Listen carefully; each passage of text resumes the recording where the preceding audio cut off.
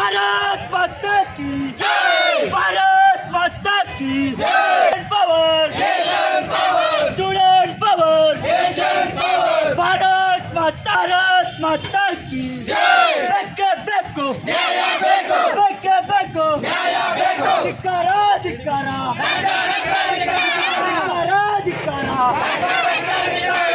Student power, student power, ವಿದ್ಯಾರ್ಥಿ ಜೀವನದಲ್ಲಿ ಚೆಲ್ಲಾಟ ಆಡುತ್ತಿರುವ ರಾಜ್ಯ ಸರ್ಕಾರಕ್ಕೆ, ವಿದ್ಯಾರ್ಥಿ ಜೀವನದಲ್ಲಿ ಚೆಲ್ಲಾಟ ಆಡುತ್ತಿರುವ ಮಾತಾ ಕಿ student power, student power, Bharat माता की जय, जिंदाबाद जिंदाबाद, जिंदाबाद, भारत माता की जय, धिक्कारा धिक्कारा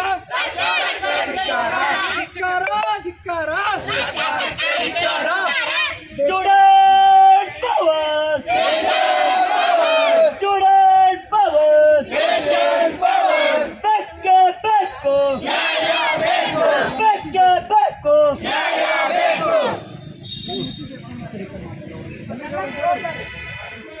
ಎಲ್ಲ ಕ್ಲೋಸ್ ಅಪ್ ಬರ್ರಿ, ಜಾಸ್ತಿ ಜನ ಕಾಣಿಸ್ತಾರೆ. ಭಾರತ್ ಮಾತಾ ಕಿ ಜೈ, ವಿದ್ಯಾರ್ಥಿ ಜನರಲ್ಲಿ ಚೆಲ್ಲಾಟ ಆಡುತ್ತಿರುವ ರಾಜ್ಯ ಸರ್ಕಾರಕ್ಕೆ, ರಾಜ್ಯ ಸರ್ಕಾರಕ್ಕೆ ಸ್ಟೂಡೆಂಟ್ ಪವರ್.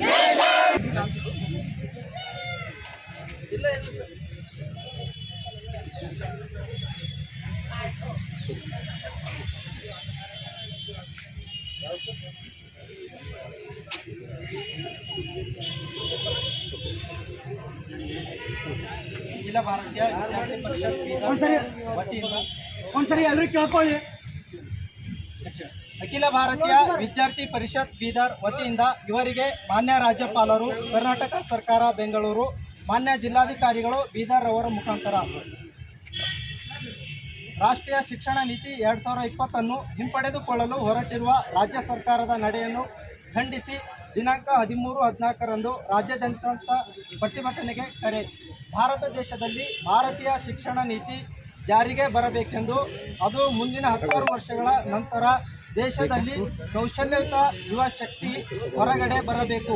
ಬ್ರಿಟಿಷ್ ಶಿಕ್ಷಣ ನೀತಿಯಿಂದ ಮುಕ್ತರಾಗಿ ಭಾರತೀಯ ಶಿಕ್ಷಣವನ್ನು ಪಡೆಯಬೇಕು ಎಂಬ ಉದ್ದೇಶದಿಂದ ರಾಷ್ಟ್ರೀಯ ಶಿಕ್ಷಣ ನೀತಿ 2020 ಭಾರತ ಸರ್ಕಾರ ಜಾರಿಗೆ ತಂದಿದ್ದು, ಅದನ್ನು ಅನುಷ್ಠಾನಗೊಳಿಸುವಲ್ಲಿ ಕರ್ನಾಟಕ ರಾಜ್ಯ ಮೊದಲ ರಾಜ್ಯ ಎಂಬ ಹೆಗ್ಗಳಿಕೆಗೆ ಪಾತ್ರವಾಗಿತ್ತು. ಆದರೆ ಇಂದಿನ ರಾಜ್ಯ ಸರ್ಕಾರ ತನ್ನ ಚುನಾವಣಾ ಪ್ರಣಾಳಿಕೆಯಲ್ಲಿ ರಾಷ್ಟ್ರೀಯ ಶಿಕ್ಷಣ ನೀತಿಯನ್ನು ಹಿಂಪಡೆಯುತ್ತೇವೆ ಎಂದು ಹೇಳಿದ ಕಾರಣಕ್ಕೋಸ್ಕರ ಒಂದು ಶಿಕ್ಷಣ ನೀತಿಯನ್ನು ಬದಲಾವಣೆ ಮಾಡಲು ಹೊರಟಿರುವ ಸರ್ಕಾರದ ನಡೆಯನ್ನು ಅಖಿಲ ಭಾರತೀಯ ವಿದ್ಯಾರ್ಥಿ ಪರಿಷತ್ ತೀವ್ರವಾಗಿ ಖಂಡಿಸುತ್ತದೆ. ಕಾಶ್ಮೀರದಿಂದ ಕನ್ಯಾಕುಮಾರಿವರೆಗೆ ಒಂದೇ ರೀತಿಯ ಶಿಕ್ಷಣ ಪದ್ಧತಿ ಇರಬೇಕು. ಆ ಶಿಕ್ಷಣ ಪದ್ಧತಿ ಭಾರತೀಯ ವಿದ್ಯಾರ್ಥಿಗಳಿಗೆ ಯೋಗ ಹಾಗೂ ಇನ್ನಿತರ ಕೌಶಲ್ಯವನ್ನು ನೀಡುವ ಉದ್ದೇಶ ರಾಷ್ಟ್ರೀಯ ಶಿಕ್ಷಣ ನೀತಿಯ ಉದ್ದೇಶವಾಗಿದೆ. ಮುಂದಿನ 20-25 ವರ್ಷಗಳಲ್ಲಿ ಆಗಬಹುದಾದ ಬದಲಾವಣೆಯನ್ನು ಮುಂದಿಟ್ಟುಕೊಂಡು ಈ ನೀತಿಯನ್ನು ಹಲವಾರು ಶಿಕ್ಷಣ ತಜ್ಞರು ತಯಾರು ಮಾಡಿದ್ದಾರೆ. ಆದರೆ ರಾಜ್ಯ ಸರ್ಕಾರ ರಾಷ್ಟ್ರೀಯತೆಯನ್ನು ತುಂಡು ಮಾಡಿ ಪ್ರತ್ಯೇಕತೆಯ ಹೆಜ್ಜೆಯನ್ನು ಇಡುತ್ತಿರುವುದು ಕರ್ನಾಟಕವನ್ನು ಹಿಮ್ಮುಖ ಚೆನ್ನಯ ತೆಗೆದುಕೊಂಡು ಹೋದಂತಾಗುತ್ತದೆ. ಭಾರತೀಯತೆ ವಿರೋಧಿ ನೀತಿಯನ್ನು, ಭಾರತೀಯ ಜೀವನ ಪದ್ಧತಿಯನ್ನು ವಿರೋಧಿಸುವ ನೀತಿಯನ್ನು, ಇಂಗ್ಲಿಷ್ ಶಿಕ್ಷಣ ಪದ್ಧತಿಯ ನಿಲುವನ್ನು ಒಪ್ಪಿಕೊಳ್ಳುವ ನೀತಿಯನ್ನು, ಲಿಬರಲ್ ಎಜುಕೇಷನ್ನಿಂದ ಹಿನ್ನಡೆ ತೆಗೆದುಕೊಂಡು ಹೋಗುವ ನೀತಿಯನ್ನು, UGC ನಿಯಮಾವಳಿಗಳನ್ನು ಕಡೆಗಣಿಸುವ ನೀತಿಯನ್ನು ಈ ರಾಜ್ಯ ಸರ್ಕಾರ ತೆಗೆದುಕೊಳ್ಳುವುದರಿಂದ ರಾಜ್ಯದ ವಿದ್ಯಾರ್ಥಿ ಸಮುದಾಯಕ್ಕೆ ಅನ್ಯಾಯ ಮಾಡಿದಂತಾಗುತ್ತಿದೆ. UPSC ಹಾಗೂ ಇನ್ನಿತರ ಸ್ಪರ್ಧಾತ್ಮಕ ಕೋರ್ಸ್ಗಳಿಗೆ ಹೋಗುವ ವಿದ್ಯಾರ್ಥಿಗಳಿಗೆ ಕರ್ನಾಟಕ ರಾಜ್ಯದ ಶಿಕ್ಷಣ ಪದ್ಧತಿಯನ್ನು ಬದಲಾವಣೆ ಮಾಡುವುದರಿಂದ ಅನ್ಯಾಯ ಮಾಡಿದಂತಾಗುತ್ತದೆ. ಕೇವಲ ರಾಜಕೀಯ ಕಾರಣಕ್ಕೋಸ್ಕರ ಒಂದು ಉತ್ತಮ ಪ್ರಯೋಗಶೀಲ ಶಿಕ್ಷಣ ಪದ್ಧತಿಯನ್ನು ಬದಲಾವಣೆ ಮಾಡಿ ಲಕ್ಷಾಂತರ ವಿದ್ಯಾರ್ಥಿಗಳ ಜೀವನದಲ್ಲಿ ಆಟವಾಡಲು ಹೊರಟಿರುವ ಸರ್ಕಾರದ ನಡೆ ನಿಜಕ್ಕೂ ಮುಂದಿನ ದಿನಗಳಲ್ಲಿ ಬಹುದೊಡ್ಡ ಮಾರಕವಾಗಲಿದೆ. NEP ಜಾರಿ ಮಾಡಿದ ಕಾರಣಕ್ಕೋಸ್ಕರ ನೂರಾರು ಕೋಟಿ ರೂಪಾಯಿ ಅನುದಾನವನ್ನು PM ಉಷಾ ಯೋಜನೆಯಡಿಯಲ್ಲಿ ರಾಜ್ಯದ ವಿಶ್ವವಿದ್ಯಾಲಯಗಳಿಗೆ ಕೇಂದ್ರ ಸರ್ಕಾರ ನೀಡಿದೆ. ಒಂದು ವೇಳೆ NEPಯನ್ನು ರದ್ದುಪಡಿಸಿದ್ದೇ ಆದಲ್ಲಿ ವಿಶ್ವವಿದ್ಯಾಲಯದ ನೀಡಿದ ಅನುದಾನವನ್ನು ಕರ್ನಾಟಕ ರಾಜ್ಯ ಸರ್ಕಾರ ಕಳೆದುಕೊಳ್ಳಬೇಕಾಗುತ್ತದೆ. ಕರ್ನಾಟಕ ರಾಜ್ಯದ ಮುಖ್ಯಮಂತ್ರಿಗಳು, ಉನ್ನತ ಶಿಕ್ಷಣ ಸಚಿವರು ಈ ಎಲ್ಲ ವಿಷಯವನ್ನು ಗಮನದಲ್ಲಿಟ್ಟುಕೊಡುವ ತರಾತುರಿಯಲ್ಲಿ ಮಧ್ಯಂತರ ವರದಿಯ ಪ್ರಕಾರ ಹಿಂದಿನ ಶಿಕ್ಷಣ ಪದ್ಧತಿಯನ್ನು ಜಾರಿಗೆ ತರುತ್ತೇವೆ ಎಂಬ ಆದೇಶವನ್ನು ನೀಡಿರುವುದು ABVP ಖಂಡಿಸುತ್ತದೆ. ಕೂಡಲೇ ರಾಜ್ಯ ಸರ್ಕಾರ ಈ ನಿರ್ಧಾರದಿಂದ ಹಿಂದೆ ಸರಿದು NEPಯಲ್ಲಿ ಆಗಿರುವ ಲೋಪದೋಷಗಳನ್ನು ಸರಿ ಮಾಡಿ ರಾಜ್ಯದಲ್ಲಿ ಸಮರ್ಪಕವಾದ NEP ಮಾಡಿ ಈ ದೇಶದ ಶಿಕ್ಷಣ ಪದ್ಧತಿಯೊಂದಿಗೆ ಕರ್ನಾಟಕ ರಾಜ್ಯವನ್ನಾಗಿ ತೆಗೆದುಕೊಂಡು ಹೋಗುವ ಮಹತ್ತರ ಜವಾಬ್ದಾರಿಯನ್ನು ಮಾಡಬೇಕೆಂದು ಅಖಿಲ ಭಾರತೀಯ ವಿದ್ಯಾರ್ಥಿ ಪರಿಷತ್ ಆಗ್ರಹಿಸುತ್ತದೆ.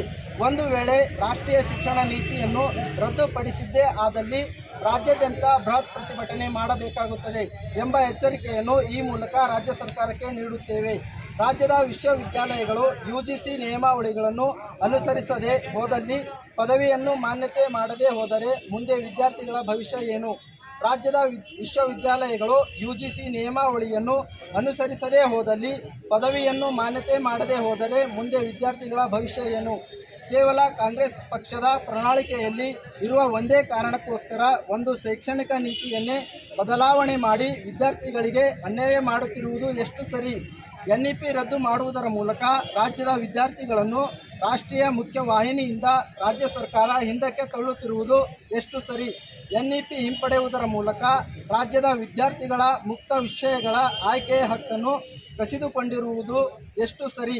ಕೌಶಲ್ಯಾಧಾರಿತ ಶಿಕ್ಷಣದಿಂದ ಬ್ರಿಟಿಷ್ ಪದ್ಧತಿಯ ಶಿಕ್ಷಣವನ್ನು ಮುಂದುವರಿಸಲು ಹೊರಟು ಭಾರತೀಯತೆಯನ್ನು ವಿರೋಧಿಸುತ್ತಿರುವುದು ಎಷ್ಟು ಸರಿ? ಧನ್ಯವಾದಗಳು.